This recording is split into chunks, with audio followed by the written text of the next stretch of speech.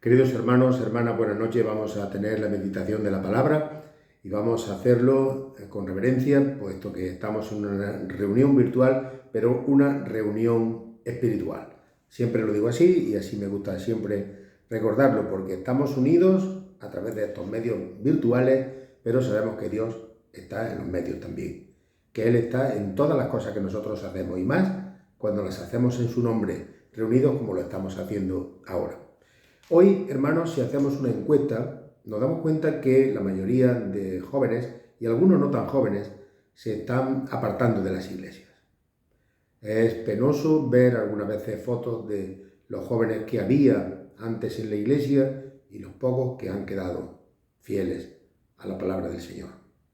Pero por otra parte, si preguntamos a las personas que nos digan qué personaje es el más relevante de la historia, qué personaje ha influido más en la sociedad que vivimos, nos van a decir, y nos vamos a sorprender de las cifras tan altas, nos van a decir que Jesucristo es la persona más influyente de la historia. Eso lo va a decir, pues, un gran porcentaje de la población mundial. Y muchas personas, aunque no crean en su obra, no crean en él como hijo de Dios, pero lo respetan porque piensan que fue un hombre que fue honesto, que fue un hombre bueno, es decir, alguien a quien no se le podía reprochar nada, que hizo el bien, y se quedan ahí tal vez. Pero fijaros qué curioso, muchos abandonan la iglesia, pero luego reconocen que Jesús pues, era un hombre decente, un hombre correcto. Bueno, nosotros vamos más allá, lógicamente. Los creyentes sabemos que es nuestro Dios y nuestro Salvador, que dio la vida por nosotros en la cruz del Calvario, para limpiarnos de los pecados. Pero nosotros tenemos ante esta situación que hacernos una pregunta. ¿Cómo es ese Jesús al que nosotros decimos amar? ¿Lo conocemos realmente o nos lo hemos forjado en nuestra imagen o en nuestra propia proyección mental? ¿Acaso podríamos amar a alguien a quien no conocemos? No. Podríamos admirar a esa persona si sabemos algo de ella. Podríamos, apreciar algunos detalles, pero lo que se dice amar a una persona, tienes que conocer a la persona. Tienes que conocer a la persona y, por supuesto, que Jesús era todo eso que dice la gente, era una persona honesta, que luchó por unas ideas, que las llevó hasta las últimas consecuencias, que incluso algunos creen que pudo resucitar. Digo lo que la gente diría. Bueno, pues ya al principio de la iglesia cristiana, cuando todavía no había sido absorbida por el régimen de Constantino, por el imperio de Constantino, un tal Eusebio de Cesarea definió a Jesús de una manera muy interesante. Luego después, pasados ya años, en la Reforma, el reformador Calvino también tomó esta definición para describir la obra de Cristo, usando la fórmula del triple oficio. Así, dicho en términos de teología, el triple oficio de Cristo. Y es que en el plan de salvación de Dios, Jesús cumple con 3 roles básicos, esenciales: profeta, sacerdote y rey. ¿Qué es un profeta? Muchas veces pensamos que un profeta es aquella persona que dice las cosas que van a pasar en el futuro. Eso es una parte. El profeta es mucho más. El profeta es aquella persona que habla en nombre de Dios. Cuando nosotros hablamos en nombre de Dios, sin salirnos del guión, sin poner nuestras opiniones, sino palabra de Dios, nosotros estamos profetizando. No de una manera especial como los profetas que aparecen en el Antiguo Testamento, que eran inspirados directamente por Dios, pero nosotros cuando hablamos palabra de Dios, estamos profetizando. Sin embargo, no sabemos lo que va a pasar en el futuro. Pero cuando hablamos con la autoridad de la palabra, del verbo profeteo, significa hablar palabra de Dios. Pero sobre todo, los profetas, si nos damos cuenta, en tiempo de Israel, y siempre a lo largo de la historia el Señor ha levantado a personas, eran aquellas personas que eran enviados en tiempos de confusión, en tiempos de crisis. Indicaban al pueblo el camino a seguir. Y sobre todo, el profeta llamaba al pueblo a la fidelidad. Bueno, esto cabría hoy en día. Creo que tiempos más confusos que los que vivimos va a ser difícil encontrarlo.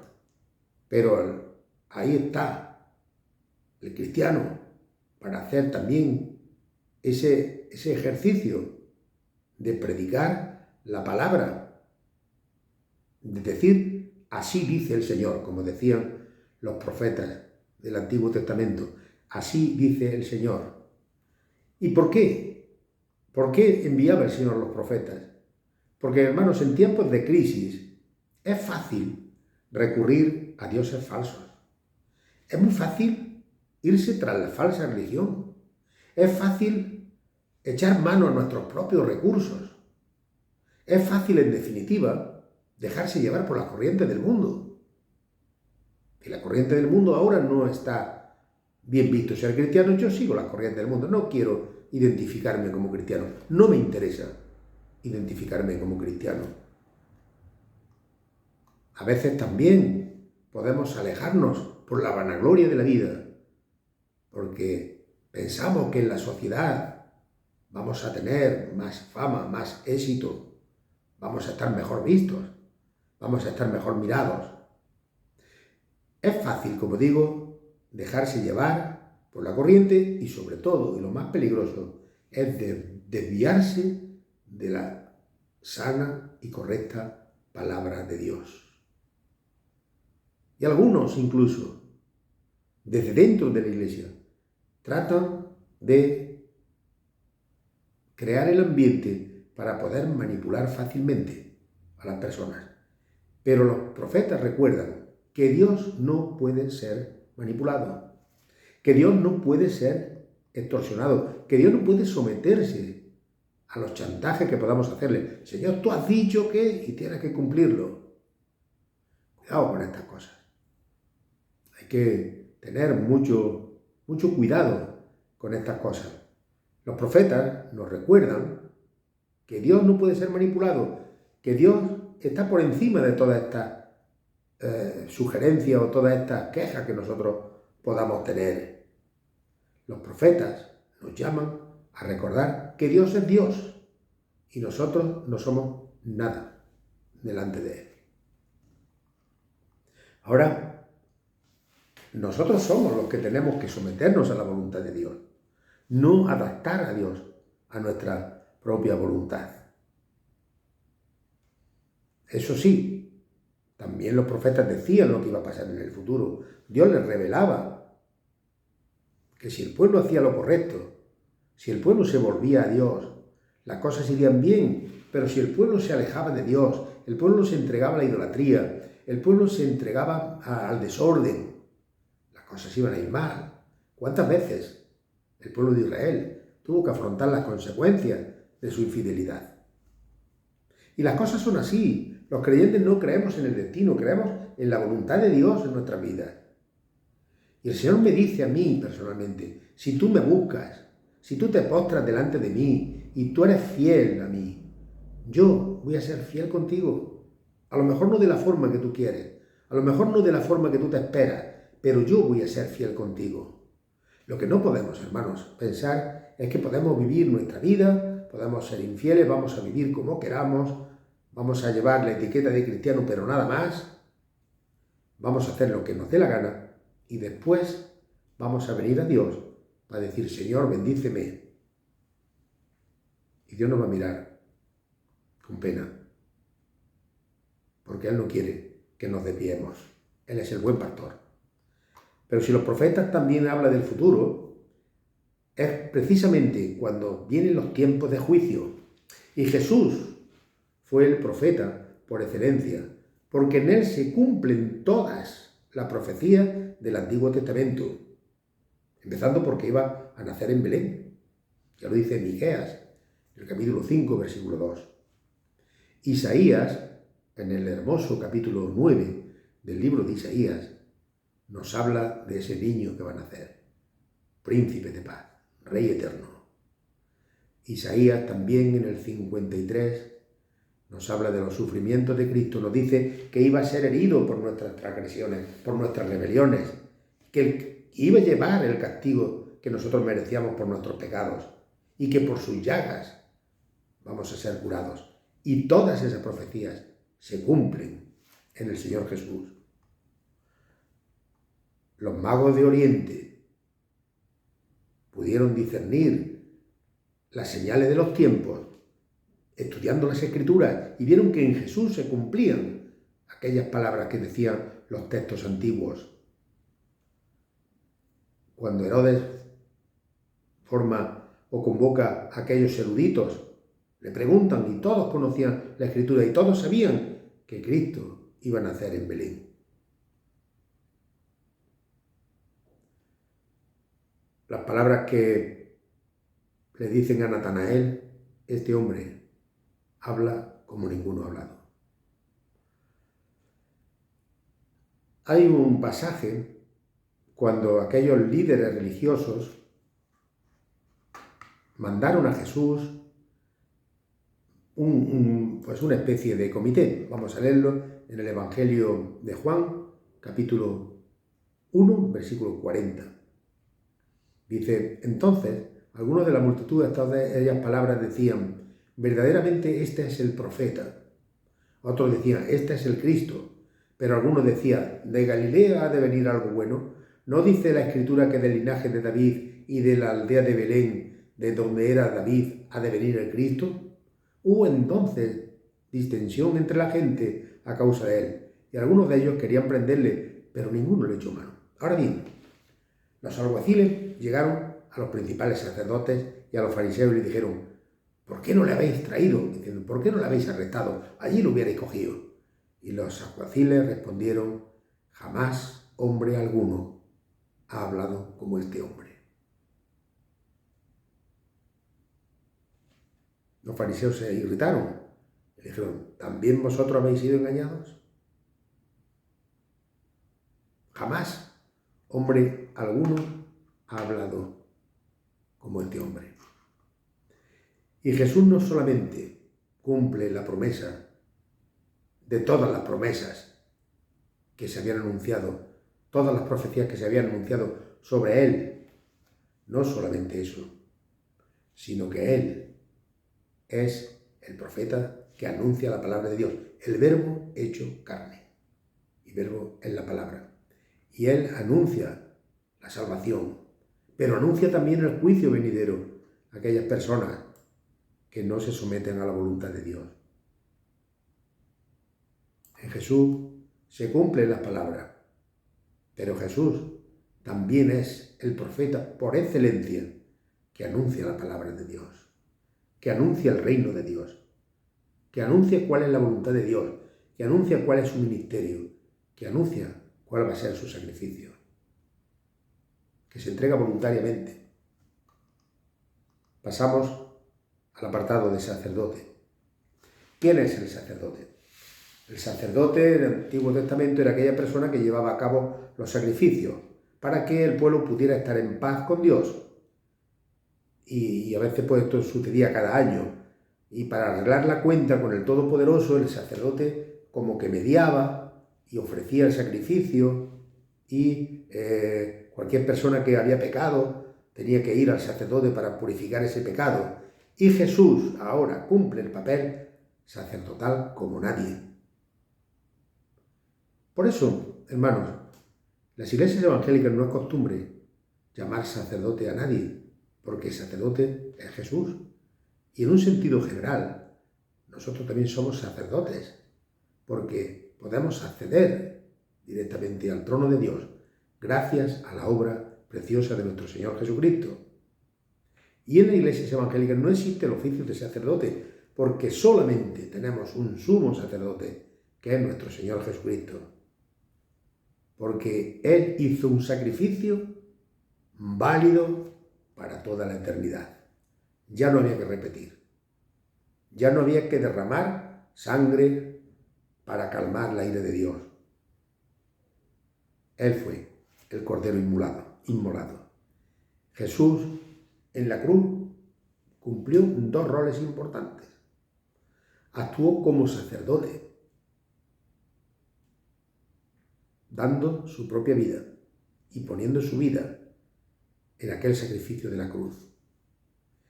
Y nadie puede hacerlo, pero él también fue la víctima.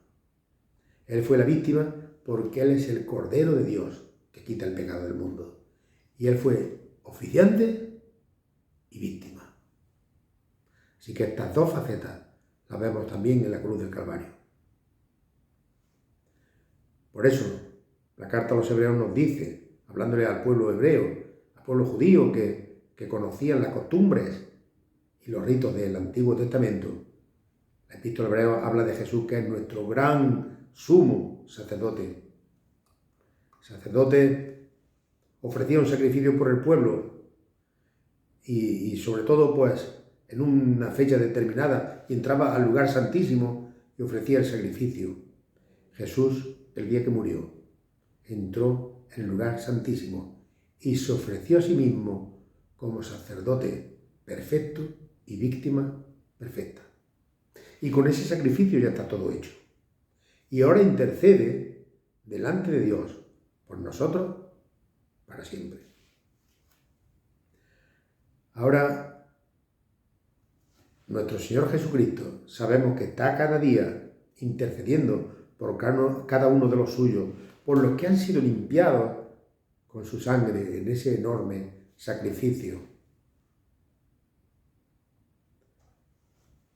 Podemos pensar que Jesús, cuando nos ve en circunstancias difíciles, cuando nos ve en coyunturas personales difíciles de resolver, nos dice: Padre, tenemos la seguridad que Él dice: Padre, mira a mi redimido, mira a mi iglesia, mira lo que están pasando, envíale tu Espíritu Santo para que los guíe, para que los ayude, para que se levanten y para que encuentren el motivo y la razón del propósito que tengo en ellos.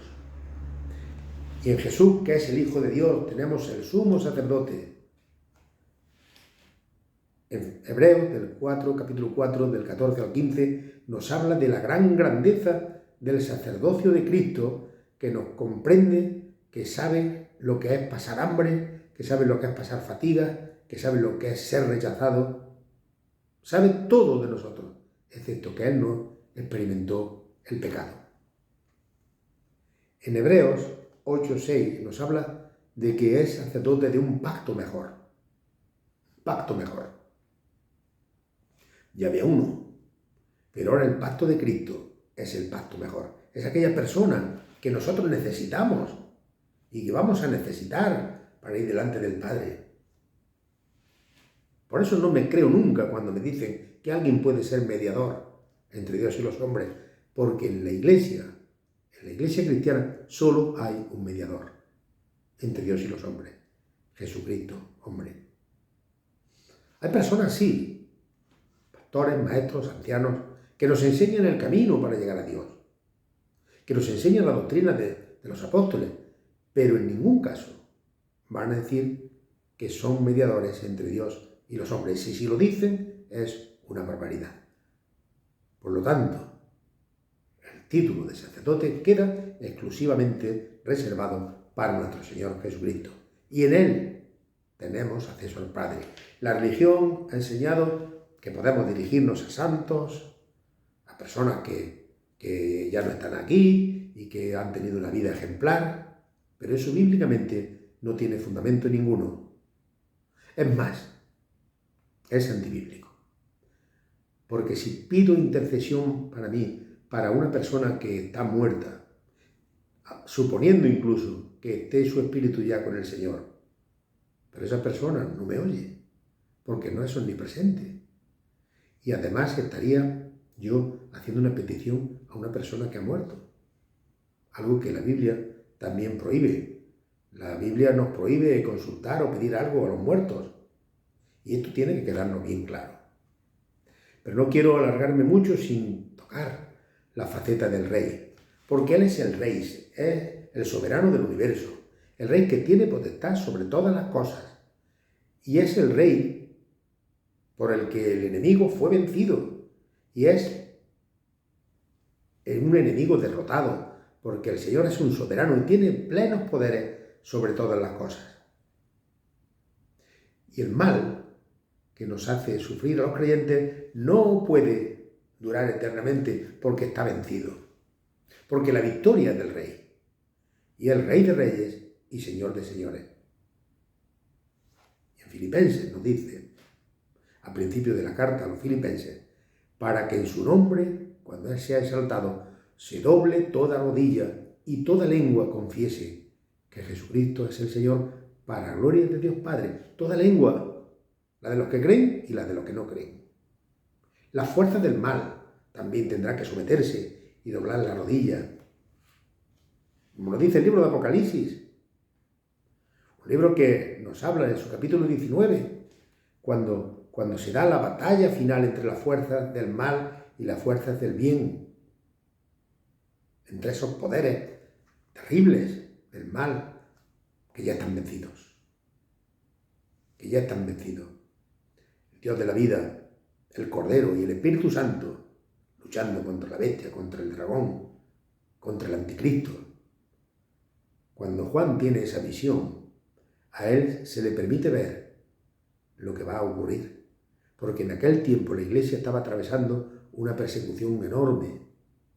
Y Juan se le abre la mente cuando ve esta visión y ve que el bien, Dios, el Rey, triunfará sobre el mal, para siempre.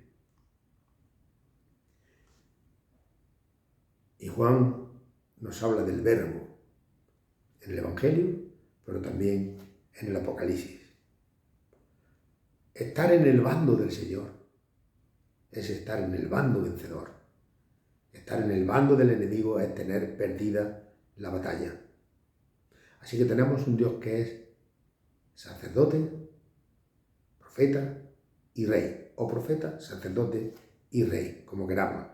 Rey de reyes y Señor de señores. Y Apocalipsis también nos dice que nosotros, los redimidos, en el capítulo 1 de Apocalipsis, para Dios somos hechos sacerdotes y reyes, en el sentido que podemos, a través de Cristo, ir directamente a Dios para interceder por los hermanos, para pedirle cosas directamente.